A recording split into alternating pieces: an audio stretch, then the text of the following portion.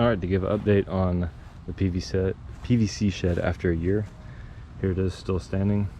Still got a few things being stored on top here. Also just some other PVC parts. You can see it's not the most sturdy, but it is still standing. Did have to take it down, had to cut it down off of all these once because of a storm. So a storm did knock it down once, enough that the roof was flopping. I had to cut it off the fence and repair it afterwards. Overall, it's done pretty well. It has stayed attached to the fence with the strings. These have come down a couple times. One was because of dogs running into it while they were running around the backyard, and then a subsequent storm right after that. But overall, it has stood the test of time. It's done very well. Still don't have a ton stored back here now, but I have definitely used it for lawnmowers, this motorcycle obviously, and just some tools and everything to keep back here, keep it out of the weather.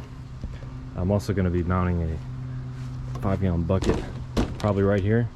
It will definitely hold it, and fill that with water as a water reservoir for these plants over here. If you're looking into doing it, I would definitely repeat this. And just again, here's a quick view at everything under here, so you can kind of see how it was built. This is really just build the frame, fit the roof, drill holes where you're gonna add the support right here, and then put the legs down after that. After having to rebuild it, I would recommend measuring out all of this and having a standard measurement for this frame under here. So I would draw it out on paper before you start putting it together.